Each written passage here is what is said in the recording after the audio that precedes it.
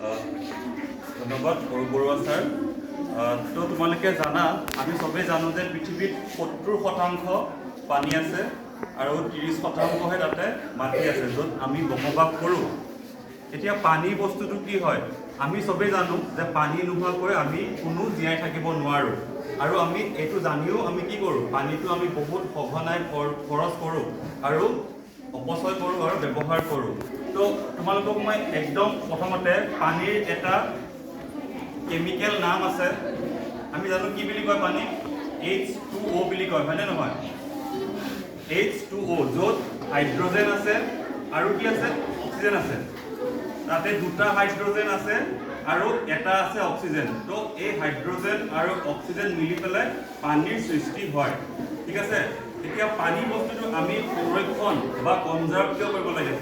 কাৰণ পৃথিৱীত পানী বহুত কমি গৈ আছে। আমাৰ বহুত জেগাত আমি পানী কিনি খাবলগীয়া হয়। যিবিলাক ডাঙৰ ডাঙৰ চহৰ নগৰত আমি পানী কিনি পেলাই ব্যৱহাৰ কৰিব লাগে। এতিয়া চোৱা, আমি পানী সংৰক্ষণ কেনেকৈ কৰিম?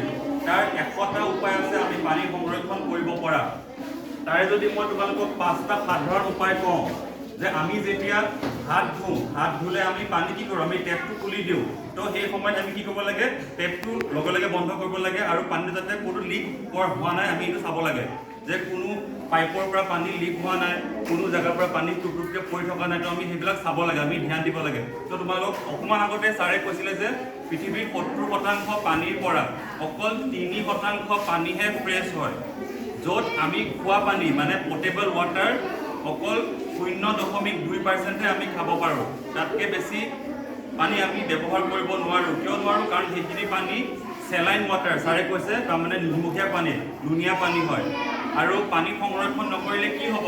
আমাৰ পৰিৱেশটো চফা নহ'ব, আমাৰ পৰিৱেশটো লেতেৰা হ'ব আৰু আমাৰ গোটেই এটমছফিয়াৰটো মানে বায়ুমণ্ডলটো আমাৰ লেতেৰা হ'ব, বহুত আমাৰ পলিউশ্যন হ'ব, গছ গছনি জীয়াই থাকিব নোৱাৰিব, জীৱ জন্তু বা মানুহ আদি কোনো জীয়াই থাকিব নোৱাৰিব। আমি পানী যেনেকৈ নহওক বচাবই লাগিব। আৰু যদি পানী আমি আজি বচাওঁ, আমাৰ যেতিয়া আমি 50 বছৰ হ'ম, 60 বছৰ হ'ম, তেতিয়া আমাৰ ল'ৰা ছোৱালীয়ে পানীখিনি ব্যৱহাৰ কৰিব পাৰিব। নহ'লে পানী পৃথিৱীৰ পৰা নোহোৱা হৈ যাব।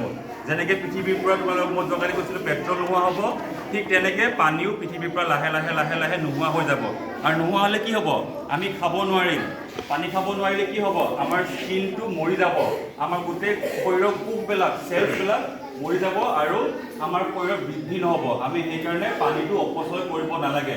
আমি যেতিয়া গা ধুওঁতেও আমি পানী কমকৈ খৰচ কৰিব লাগে, বা যেতিয়া আমি ক'ৰবাৰ পৰা গৈ পেলাই ঘৰত পানী ঠিকছে ব্যৱহাৰ কৰোঁ, হাত ভৰি ধুওঁ, মুখ হাত ধুওঁ চাবোন দি পেলাই, আমি সেই সময়টো আমি কমকৈ ব্যৱহাৰ কৰিব লাগে। পানীটো আমি অপচয় কৰিব নালাগে আৰু পানীৰ মূল্যটো আমি বুজিব লাগে।